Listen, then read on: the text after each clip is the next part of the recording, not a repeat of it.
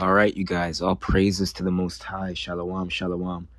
Today, we're going to be reading from a very, very interesting book titled Vimana, Aircraft of Ancient India and Atlantis. And we're going to go through an interesting little segment here in the first part of the book. And maybe later on, I'll go into detail about a lot of the cool aircraft, a lot of the ancient lore they have on Atlantis and Lemuria, and the flying crafts that have been found all over the world. And referencing, specifically this book references India or ancient Hindustan, because it's not India. That would be America. So then again, I have to go even deeper into that and trying to correlate that. But we're going to just read the beginning part here that talks about the hiding of this information, the hiding of manuscripts, and the hiding of this technology. And again, expound on the deletion of history and the deletion of recorded history. And again, the people that go around and take the truth and snuff it out. A large part of esoteric information, including some material on Brahmanas and ancient technology, allegedly comes from secret libraries supposedly kept in various places around the world. These secret libraries are often underground, beneath ancient monasteries or temples, or sometimes walled up in caves until they can be found later. Too many critics of the belief in advanced ancient civilization. The notion of secret libraries in Tibet, India, or elsewhere, and tablets with ancient, unintelligible symbols on them was just as absurd. Yet, if these critics bother to check their history, they would know that such libraries are a fact.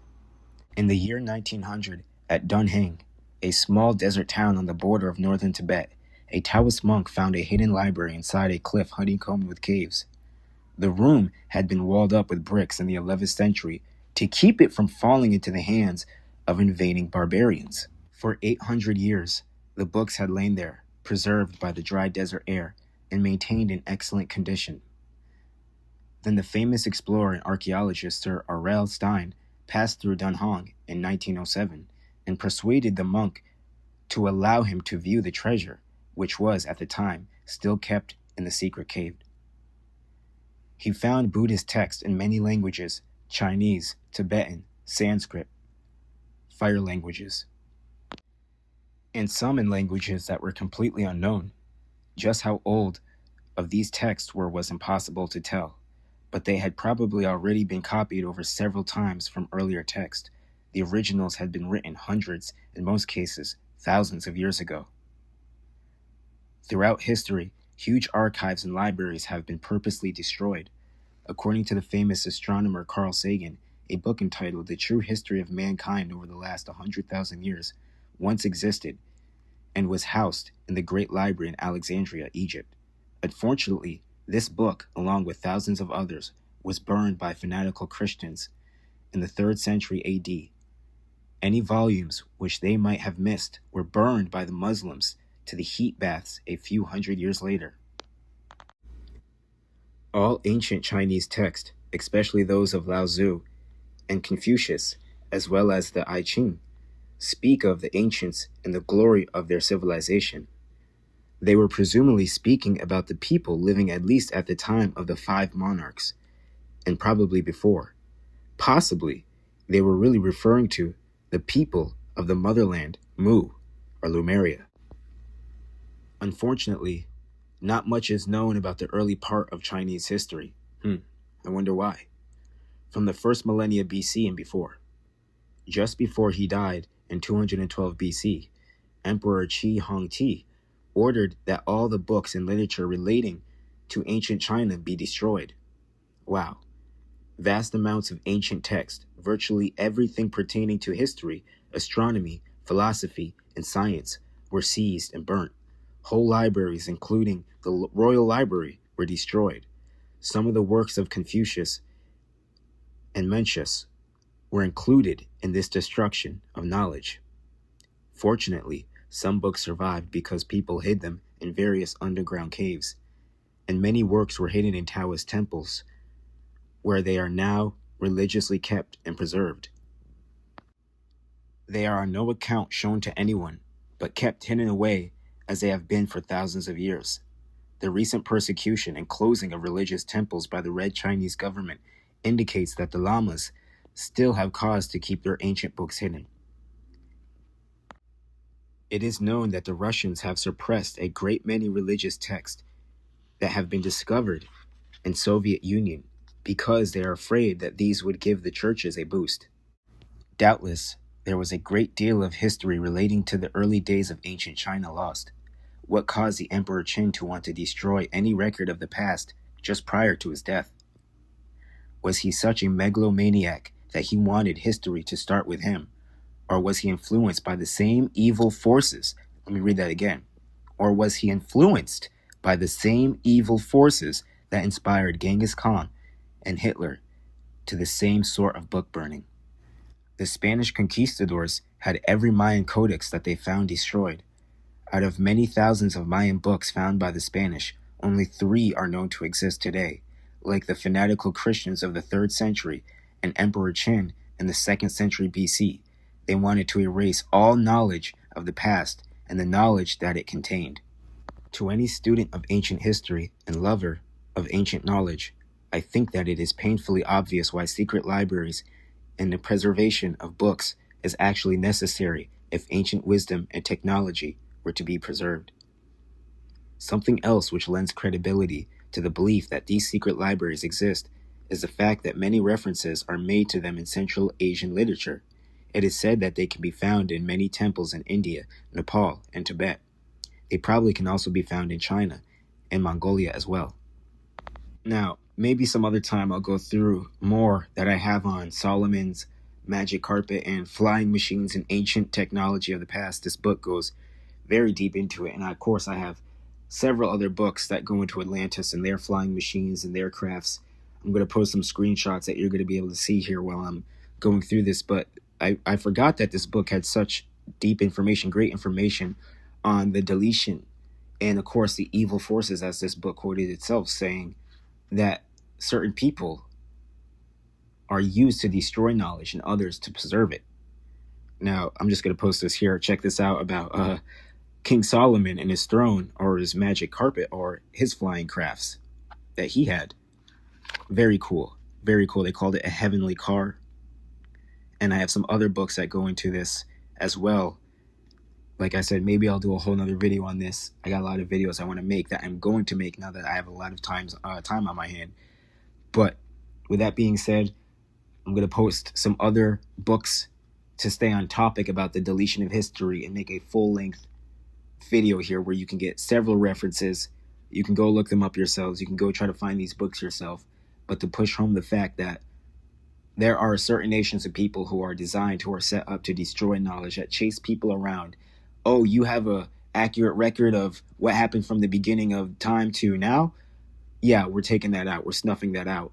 And I believe it's from Lucifer, because if you can have an accurate view of history, if you have an accurate telling of history, an accurate portrayal of history, an accurate account of history from the beginning till now, you would be able to see every evil influence in person and spirit and their patterns, and you'd be able to fix yourself, and you'd be able to study that and see out of nowhere, why did this nation all of a sudden, like the Emperor of China, all of a sudden right before he died, wanted to delete all history, wanted to get rid of all of it? Why all of a sudden did the Catholic Church pop up out of nowhere and come around and start destroying the Mayan codexes? And why did the Christians destroy the Library of Alexandria?